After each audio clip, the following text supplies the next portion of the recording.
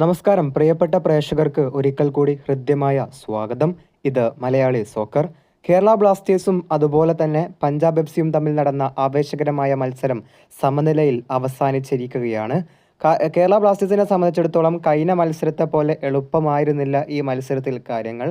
അതിന് പ്രധാനപ്പെട്ട കാര്യങ്ങളുണ്ട്. കാരണം പഞ്ചാബ് എഫ് സി അവരുടെ മെയിൻ ടീമായിട്ട് തന്നെയാണ് ഇത്തവണ ഈ ഡ്യൂറൻഡ് കപ്പ് കളിക്കുന്നത്. കൂടാതെ അവരുടെ വിദേശ താരങ്ങളും അതിൽ കളിക്കുന്നുണ്ട്. എന്തൊക്കെയായാലും മത്സരത്തിൻ്റെ ആദ്യ പകുതിയുടെ അവസാന മിനിറ്റിൽ, അതായത് അവസാന മിനിറ്റിൽ നേടിയ ഒരു ഗോളിനായിരുന്നു പഞ്ചാബ് എഫ് സി ആദ്യം ലീഡ് ചെയ്തിരുന്നത്.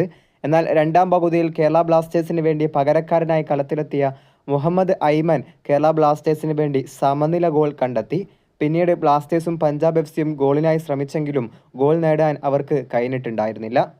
ഏതായാലും കേരള ബ്ലാസ്റ്റേഴ്സിനെ സംബന്ധിച്ചിടത്തോളവും അതുപോലെ തന്നെ പഞ്ചാബ് എഫ് സിയെ സംബന്ധിച്ചിടത്തോളവും 2 മത്സരങ്ങളിൽ നിന്ന് 4 പോയിൻ്റാണ് രണ്ടു പേർക്കുമുള്ളത്. പക്ഷേ ഗോൾ ഡിഫറൻസിൻ്റെ ആനുകൂല്യത്തിൽ ഇപ്പോഴും കേരള ബ്ലാസ്റ്റേഴ്സ് തന്നെയാണ് 1-ാം സ്ഥാനത്ത് തുടരുന്നത്.